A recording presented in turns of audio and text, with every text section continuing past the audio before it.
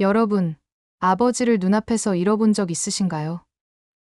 그것도 내가 재촉해서 함께 나간 나들이에서요. 만약 그날 내가 조르지 않았더라면 우리 가족의 삶은 완전히 달라졌을지도 몰라요. 안녕하세요. 저는 나디아라고 합니다. 러시아 상트페테르부르크 외곽의 한적한 마을에서 태어났습니다. 지금은 한국에서 살고 있지만 그전까지의 제 인생은 매 순간이 겨울 같았어요. 눈은 아름답지만 그 안에 숨은 차가운 현실은 쉽게 녹지 않잖아요. 저희 가족은 원래 3명이었습니다. 아빠, 엄마, 그리고 저. 아빠는 자동차 수리공으로 일하시며 가족을 위해 늘 손에 기름때를 묻히던 분이었고, 엄마는 마트 계산원으로 일하셨어요. 가진 건 많지 않았지만 따뜻한 웃음과 소소한 나들이가 있었던 그 시절이 제겐 전부였어요. 그날도 눈이 많이 오고 있었어요. 밖은 하얗게 덮여 있었고 저는 신이 나서 아빠에게 말했죠. 아빠, 우리 눈사람 만들러 나가요. 제발요.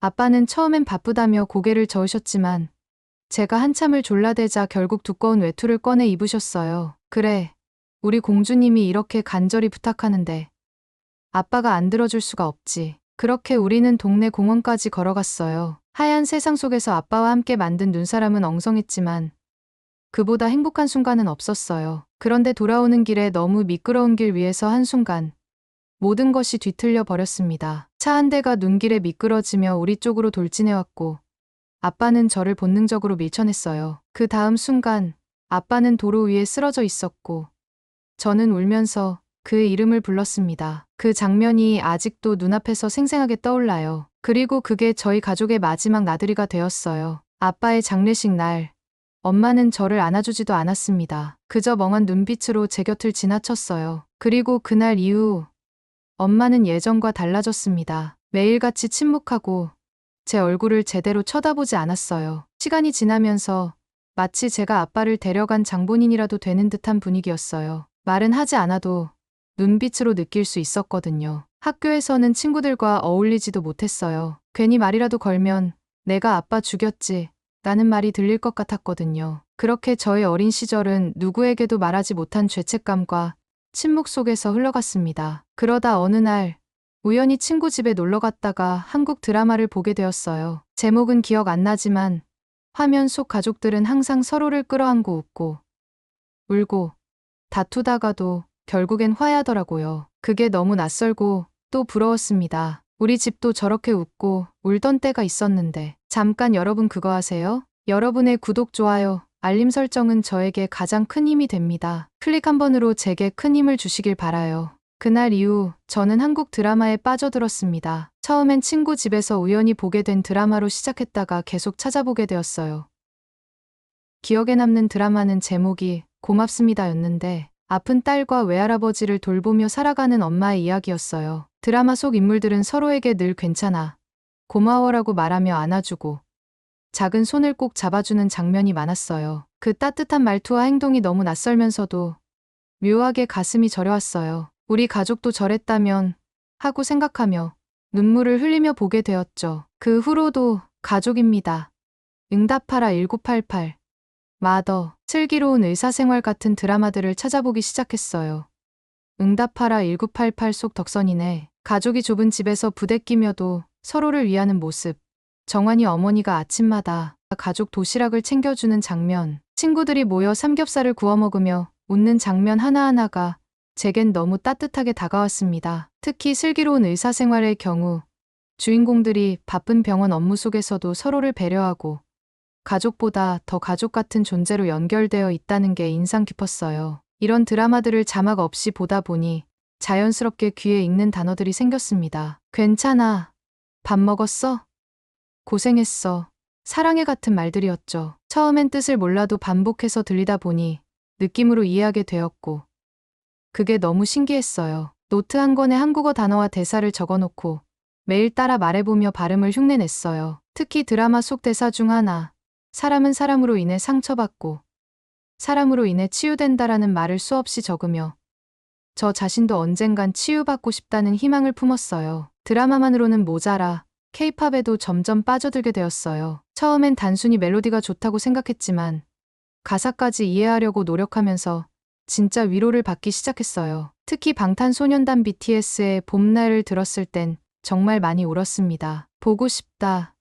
이렇게 말하니까 더 보고 싶다라는 가사는 돌아올 수 없는 아빠를 그리워하던 제 마음과 너무 닮아 있었어요. 아이유의 마음이라는 곡도 자주 들었어요. 넌 아무 말도 없이 웃고 있지만 난 알아 너의 마음이라는 가사는 마치 제 속마음을 대신 말해주는 것 같았고 혼자 울며 그 노래를 따라 부르던 밤들이 많았어요. 그런 음악은 마치 한국어를 공부하는 것 이상의 감정적인 연결고리가 되어주었어요. 단어 하나하나가 그냥 언어가 아닌 위로로 다가왔고 제 마음에 쌓인 얼음 같은 슬픔을 조금씩 녹여주는 느낌이었죠. 이런 콘텐츠들을 통해 저는 한국을 단순히 좋아하는 나라로 넘어서 살고 싶은 곳, 내 인생을 다시 시작할 수 있을지도 모를 곳으로 생각하게 되었어요. 드라마의 따뜻한 장면들과 음악의 잔잔한 울림 속에서 저는 진짜 가족, 진짜 사랑, 진짜 삶에 대해 다시 꿈꾸기 시작했어요. 어쩌면 현실에선 느낄 수 없었던 가족의 따뜻함을 저는 드라마를 통해 간접적으로나마 느끼고 싶었던 걸지도 몰라요. 아빠의 부재와 엄마의 침묵 속에서 저 혼자만의 세상에 갇혀있던 그 시절 한국은 제게 탈출구였어요. 시간이 흘러 대학교에 들어갔고 언어학을 전공하면서 본격적으로 한국어를 공부했어요. 수업이 끝나면 도서관에 남아 한국 문학을 번역해보고 주말에는 한국어 공부 유튜브를 찾아보면서 언젠간 꼭 한국에 가겠다는 다짐을 하곤 했죠. 그 중에서도 기억나는 일은 대학 축제 때 열린 세계 문화 페스티벌에서 한국 부스를 맡게 된 일이었어요. 전통 한복을 입고 한국 음식도 소개하고 K-팝 댄스도 공연했어요. 그날 저는 처음으로 나 이 길이 맞나봐라는 확신이 들었어요. 한국 문화와 언어를 향한 제 사랑이 단순한 취미가 아닌 진짜 미래가 될 수 있다는 거려. 그래서 저는 진지하게 한국어를 살려서 어떤 일을 할 수 있을지를 고민하기 시작했어요. 전공은 언어학이었지만 저는 특히 한국의 콘텐츠 산업 드라마, K-팝, 웹툰 등이 세계적으로 얼마나 영향력 있는지에 주목하게 되었고 자연스럽게 콘텐츠 번역이나 국제 마케팅 분야에 관심이 생겼어요. 러시아와 한국을 연결하는 다리 같은 역할을 할 수 있다면 정말 의미 있는 일이 되겠다고 생각했습니다. 졸업 후 저는 러시아어를 구사할 수 있는 외국인 인턴을 찾는 서울의 콘텐츠 마케팅 회사에 지원서를 넣었고 인터뷰 후 최종 합격 통보를 받았어요. 드라마 자막 번역, 유튜브 콘텐츠 현지화, 러시아 SNS 채널 운영 같은 업무를 맡게 될 예정이었고 회사는 강남에 위치한 중소 콘텐츠 기업이었어요. 그래서 졸업식 날 저는 엄마에게 말했어요. 엄마, 저 한국으로 취업하러 가요. 그 말을 들은 엄마는 처음으로 제 감정을 드러내며 소리쳤습니다. 너 어떻게 그 나라로 가겠다고 말할 수 있어? 내가 아빠를...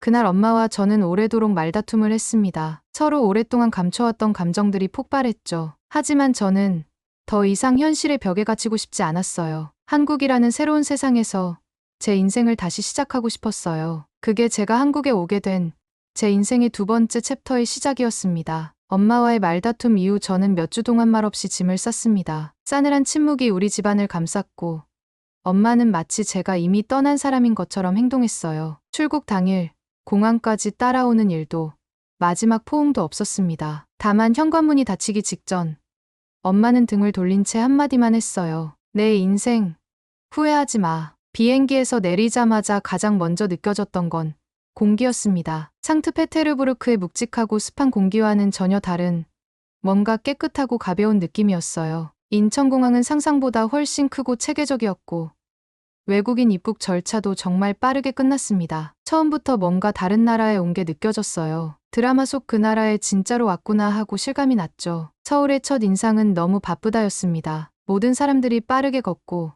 지하철 안은 조용하면서도 긴장감이 감돌았어요. 출근 첫날 회사 빌딩 앞에 섰을 때 두 손에 땀이 차올랐습니다. 강남 한복판, 번쩍이는 유리 빌딩에 입주한 콘텐츠 마케팅 회사. 제가 그 안에서 일하게 되다니 꿈만 같았어요. 처음엔 정말 모든 게 낯설었어요. 회의 시간에 쓰는 단어 하나하나가 어려웠고 웃을 타이밍을 놓칠까봐 표정을 잔뜩 신경 써야 했죠. 특히 점심시간이 큰 도전이었어요. 사내 식당 메뉴판은 한글로만 쓰여 있었고 국이나 반찬 이름은 처음 듣는 것들이 많았어요. 김치도 종류가 다양했고 한 번은 청국장을 모르고 시켰다가 그 냄새에 당황해서 젓가락을 제대로 들지 못했던 적도 있었어요. 한국 직원들은 그걸 보며 웃었지만 누군가 곧바로 물을 건네주며 말했어요. 처음에는 익숙하지 않아도 괜찮아요. 다들 그렇게 배워가요. 그 말에 마음이 조금 놓였어요. 혼자라는 생각에 위축됐던 마음이 조금은 풀렸던 순간이었죠. 업무는 바빴지만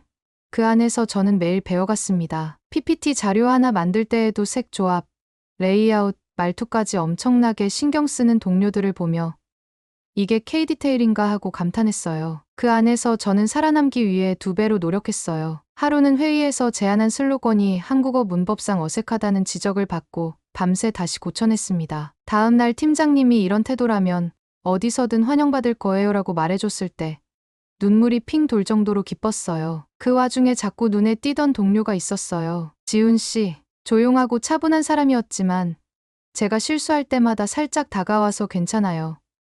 나도 예전에 이런 실수 많이 했어요라고 말해주는 사람이었어요. 처음에는 그냥 친절한 선배라고 생각했는데 그가 내 생일에 조용히 책 한 권을 책상 위에 올려놓고 간 날 마음이 흔들렸어요. 책 제목은 한국어의 온도. 책갈피에는 손글씨로 낯선 나라에서 고생 많아요. 그래도 당신은 잘 해내고 있어요. 라는 문장이 적혀 있었어요. 그날 저는 퇴근하고도 한참 동안 그 문장을 들여다보았어요. 이 사람, 내 마음을 알아주는 걸까? 그 후로 우리는 조금씩 가까워졌습니다. 처음엔 회사 근처 카페에서 퇴근길에 마주치면 자연스럽게 앉아 커피를 마시는 정도였어요. 가끔은 하루 종일 이어진 회의가 끝난 후 오늘도 수고했어요.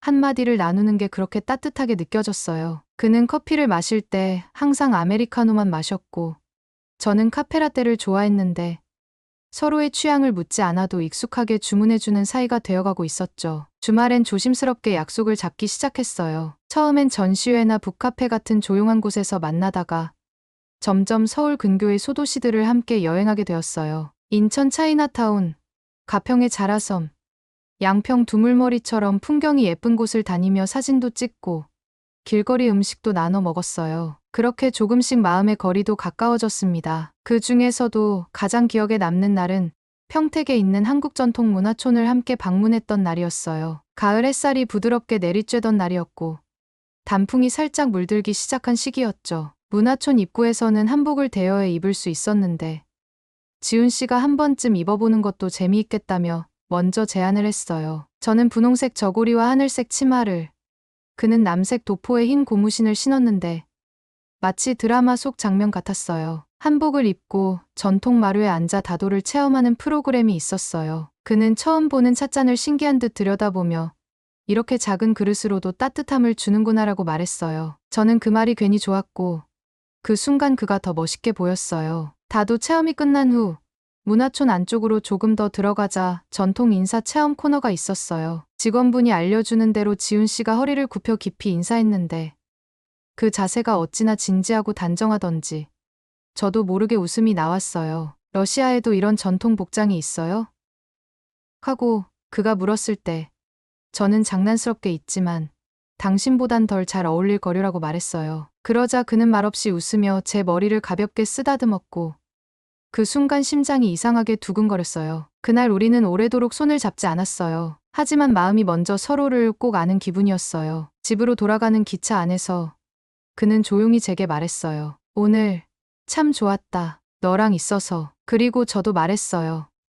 나도 다시는 혼자라고 느끼고 싶지 않았는데 오늘은 안 그랬어. 그날 이후로 우리는 단순히 외국인 동료가 아닌 서로에게 조금 더 특별한 존재가 되었습니다. 그렇게 연인이 되었고 처음으로 엄마에게 그 이야기를 했을 때 엄마는 반응하지 않았습니다. 다만 제가 한국에서 어느 정도 자리를 잡아가고 있다는 사실에는 그나마 안도한 눈빛을 보였어요. 하지만 그 평온도 오래가지 않았어요. 몇 달 후 몸이 자꾸 피곤하고 어지러워 병원에 갔더니 임신이라는 결과를 받았습니다. 검사지를 들고 병원 앞에서 혼자 서 있는데 기쁘기도 하고 두렵기도 했어요. 회사 일은 계속하기 힘들겠다는 현실도 떠오르고 무엇보다 엄마에게 이 사실을 어떻게 말해야 할지 막막했어요. 그날 저녁 지훈 씨에게 말했을 때 그는 오히려 활짝 웃으며 우리 그럼 결혼하자. 나는 준비됐어. 라고 말했어요. 저는 오히려 당황했어요. 정말 괜찮겠어. 아직 부모님께 말도 못했는데 그러자 그는 부모님은 우리가 차근차근 설득하면 돼. 중요한 건 우리가 서로를 믿는 거야. 라고 말해줬어요. 그의 말은 든든했지만 엄마에게 말하는 건 또 다른 차원의 일이었어요. 전화를 걸어 용기 내어 모든 걸 말했을 때 엄마는 처음엔 아무 말이 없었습니다. 그러다 이내 떨리는 목소리로 말했어요. 한국도 모자라서 이제 한국 남자랑 애까지 낳겠다고. 넌 정말 날 미치게 하는구나. 엄마는 전화를 끊었고 저는 침대에 엎드려 한참을 울었어요. 하지만 그런 제 모습을 본 지훈 씨는 다짐하듯 말했어요. 그럼 내가 직접 가서 얘기할게. 당신 엄마, 내가 설득할게. 그는 그렇게 바로 러시아행 비행기를 예약했습니다. 통역사도 없이 짐 속에 준비한 건 러시아어로 손글씨로 쓴 편지, 엄마를 위한 장갑과 스카프, 그리고 아기의 초음파 사진이었어요. 그는 말했어요. 이건 가족을 위해서니까. 난 당신이 내 가족이 되어주는 것처럼 당신 엄마도 내 가족으로 맞이하고 싶어. 저는 그 순간 이 사람이 정말 내 인생을 함께할 사람이라는 걸 확신하게 되었습니다. 비행기에서 내리는 지훈 씨를 본 엄마는 처음엔 아무 말도 하지 않았습니다. 얼어붙은 러시아의 2월, 눈이 소복이 쌓인 상트페테르부르크 공항 앞에서 그들은 서로를 조심스럽게 바라보며 서 있었어요. 저는 화상통화로 그 모습을 지켜보았는데 묘하게 숨이 막히는 기분이 들었습니다. 엄마가 그의 얼굴을 보는 것만으로도 다시 화를 낼까 두려웠어요. 지훈 씨는 도착하자마자 작은 숙소로 짐을 풀고 직접 손으로 써간 러시아어 편지를 다시 꺼내 읽어봤다고 했어요. 발음 하나하나를 영상으로 연습하고 그동안 러시아어로 인사말 정도는 익혀둔 상태였어요. 그는 완벽하진 않았지만 진심을 담아 엄마에게 다가가려고 했습니다. 다음 날 아침, 두 사람은 집 근처 작은 카페에서 처음 대면했습니다. 엄마는 처음엔 굳은 표정으로 앉아 있었지만 지훈 씨는 준비해간 러시아어로 인사를 건넸어요. 안녕하세요. 나디아의 남자친구 지훈입니다. 만나서 반갑습니다. 발음이 어색했지만 그 정성스러운 모습에 엄마는 순간 눈을 깜빡였어요. 그는 이어서 준비한 편지를 조심스럽게 꺼내 읽었습니다. 나디아는 제게 너무 소중한 사람입니다. 저는 그녀를 아끼고 앞으로 함께 책임지고 살아가고 싶습니다. 엄마는 그 편지를 듣는 내내 말이 없었고 가끔 눈썹만 살짝 움직였어요. 만남은 30분도 채 되지 않았고 엄마는 일어났습니다. 저는 속으로 역시 안 되겠구나 싶었지만 그날 저녁 엄마가 그를 다시 집으로 불렀습니다. 단 한 가지 이유 때문이었어요. 지훈 씨가 손에 들고 있던 가방 안에서 꺼낸 작은 종이봉투. 그 안엔 손녀의 초음파 사진이 있었거든요. 사진을 본 엄마는 그 자리에 멈춰 서서 한참을 말없이 서 있었어요. 이게 내 손주라고? 그리고 그 순간 그녀의 얼굴에서 처음으로 울컥한 감정이 드러났습니다. 그 후 며칠 동안 지훈 씨는 엄마와 함께 시장을 가고 요리를 배우며 시간을 보냈습니다. 저는 영상통화로 지켜봤지만 그가 한국식 김치볶음밥을 만들고 러시아식 보르시를 배우며 실수할 때마다 엄마가 웃음을 참지 못하는 모습이 참 낯설고 따뜻했어요. 어느 날은 두 사람이 함께 눈치우기를 하며 서로에게 장난을 치기도 했다고 했어요. 그렇게 천천히 엄마의 마음이 풀리기 시작했던 거예요. 그리고 일주일이 지나던 날, 엄마는 조용히 제게 전화를 걸어 말했습니다. 내 남자, 나쁘지 않네. 저는 그 짧은 한마디에 울컥해서 말을 잇지 못했어요. 그렇게 해서 우리는 한국에서 결혼식을 올리게 되었어요. 엄마도 함께 한국에 와주셨고, 예식날에는 한복을 곱게 차려입고 저를 바라보며 조용히 눈물을 흘리셨어요. 지훈 씨는 홀레복을 입고 진지한 얼굴로 엄마 앞에 절을 했고, 엄마는 떨리는 손으로 그를 일으켜 세우며 말했어요. 우리 딸, 잘 부탁해요. 그 말에 모든 하객들이 따뜻하게 웃었고 제 눈에서는 눈물이 멈추지 않았습니다. 결혼 후엔 예상치 못했던 또 다른 문화 차이를 마주하게 되었어요. 산후조리라는 개념도 처음이었고 출산 후 첫 딸은 온 가족이 도와주는 한국식 시스템이 신기하기만 했습니다. 엄마는 처음엔 왜 이렇게 과하게 쉬어야 하냐고 투덜댔지만 조리원에서 제공하는 음식이며 마사지, 간호 서비스를 직접 보고 나서는 저보다 더 적극적으로 이용하게 되었어요. 아기가 태어나고 나서의 변화는 정말 컸습니다. 엄마는 하루에도 몇 번씩 아기를 안아들고 러시아어로 동료를 불러줬고 지훈 씨는 그 옆에서 맘마, 똥 같은 단어를 하나씩 따라하며 웃음을 주었어요. 언어도 다르고 살아온 환경도 다르지만 사랑 앞에서는 그런 것들이 아무런 장벽이 되지 않는다는 걸 저는 매일 실감했어요. 특히 기억에 남는 에피소드는 아이가 처음으로 할머니라는 단어를 말했을 때입니다. 엄마는 깜짝 놀라 입을 틀어막고 울기 시작했어요. 내가 이 아이의 할머니라고 불릴 수 있다니. 그 말이 참 진심이었어요. 모든 오해와 분노, 상처가 그 한마디에 다 녹아버린 듯 했습니다. 지금 우리는 서울 외곽의 조용한 아파트에서 셋이서 아니, 넷이서 살고 있어요. 저는 프리랜서로 집에서 번역과 콘텐츠 작업을 하고 있고, 지훈 씨는 여전히 회사에 다니며 가끔은 아기띠를 두르고 퇴근하는 귀여운 아빠가 되었어요. 엄마는 가끔 내가 이 나이에 한국에 와서 손주를 보며 살 줄은 몰랐지라며 웃어요. 하지만 저는 알아요. 이 모든 건 그냥 운명이나 우연이 아니라 우리가 서로를 향해 천천히, 꾸준히 다가갔기 때문에 가능한 일이었다는 거요. 한국은 제게 단순한 타국이 아니라 마음의 상처를 회복하고 가족의 의미를 다시 배우게 해준 곳입니다. 그리고 지훈 씨는 그 과정 속에서 제 삶을 다시 살아갈 수 있게 만들어준 사람이에요. 그런 일상 속에서도 엄마가 정말 많이 도와주셨어요. 특히 제가 마감 때문에 밤늦게까지 작업할 때 새벽에도 일어나 아기를 돌봐주신 적이 많았어요. 지훈 씨와 저는 매번 감사하다는 말을 하면서도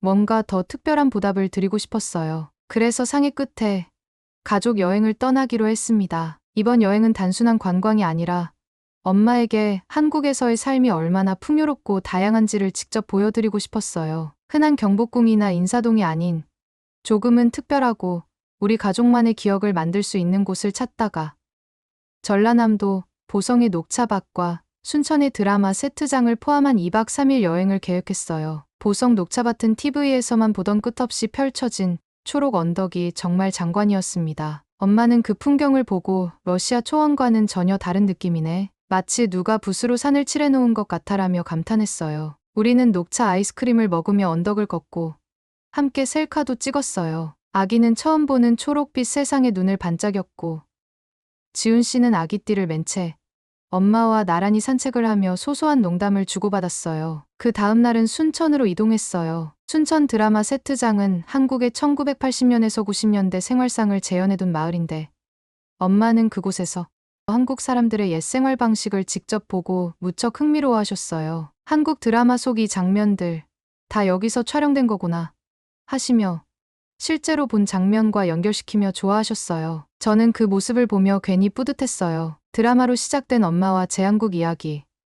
이렇게 현실 속 여행으로까지 이어지다니요. 특히 저녁엔 순천만 국가정원에서 열린 야경 라이트 쇼를 함께 봤어요. 음악과 빛이 어우러진 화려한 공연을 배경으로 가족 사진을 찍는데 엄마가 조용히 제 손을 꼭 잡았어요. 나디야, 내가 이렇게까지 성장할 줄 몰랐어. 이제는 정말 자랑스럽고 고마워. 그 말에 저는 눈물이 핑 돌았고 지훈 씨도 조용히 고개를 끄덕였어요. 그 여행은 단순한 여행이 아니었습니다. 우리 가족이 한국이라는 공간 안에서 서로를 더 이해하고 감사하고 사랑하게 된 증거였어요. 돌아오는 기차 안에서 엄마는 말했어요. 이제는 여기서 늙고 싶다. 이 아기랑 계속 살면서 한국어도 더 배우고 친구도 만들고 싶어. 저는 웃으며 말했어요. 그럼 여기가 이제 진짜 우리 집이에요. 그 여행은 단순한 가족 나들이가 아니었습니다. 한국이라는 낯선 땅에서 시작된 우리 셋. 아니, 이제는 넷의 여정이 가족이라는 이름으로 온전히 이어졌다는 걸 확인하는 시간이었어요. 초록빛 보성 언덕을 함께 걸으며 웃고 순천의 조용한 골목길에서 과거의 한국을 함께 경험하고 정원의 불빛 아래에서 서로를 마주보며 나눈 그 짧은 순간들 속에 우리는 그동안 지나온 시간보다 더 진한 사랑을 확인했어요. 서울로 돌아오는 기차 안, 아기는 지훈 씨의 품에서 곤히 잠들었고 엄마는 창밖 풍경을 보며 조용히 말했습니다. 처음엔 이 나라가 차갑게 느껴졌어. 언어도 낯설고 모든 게 너무 빨리 흘러가니까. 근데 이제는 그 속도가 마음에 들어. 내가 이 나라에서 웃을 수 있으니까. 저는 그 말을 오래도록 곱씹었어요. 누군가의 희생으로 시작된 제 인생이 이렇게나 따뜻하고 단단한 가족으로 이어질 줄은 몰랐습니다. 한국은 저에게 도망이 아닌 시작이 되었고 아물지 않던 상처를 감싸 안아준 곳이었어요. 가족이라는 단어가 그저 피로 이어진 관계가 아닌 함께 시간을 쌓아가며 만들어지는 우리의 집이라는 걸 저는 이곳에서 배웠습니다. 이제는 매일이 선물처럼 느껴집니다. 아이가 자라는 모습을 지켜보며 엄마가 웃는 모습을 바라보며 지훈 씨와 소소한 일상을 나누며 삶은 때로 우리에게 너무 가혹하지만 그 안에서도 따뜻함은 반드시 길을 찾아 들어오는 거려. 그리고 저는 말할 수 있어요. 그 길 끝에서 만난 한국이 제 인생의 가장 따뜻한 봄이었다고요. 혹시 지금 여러분도 어딘가로 떠나야 할까 망설이고 계신가요? 낯선 곳이 두렵고 익숙한 것을 떠나는 게 주저되시나요? 그렇다면 저의 이야기를 기억해 주세요. 길이 낯설수록 그 끝에는 가장 소중한 무언가가 기다리고 있을지도 모릅니다. 오늘의 이야기는 여기까지입니다. 오늘의 사연이 마음에 드셨다면 구독, 좋아요 부탁드리겠습니다. 소중한 시간 긴 이야기 끝까지 들어주셔서 진심으로 감사합니다. 앞으로도 더 좋은 사연으로 여러분을 찾아오겠습니다. 시청해 주셔서 감사합니다.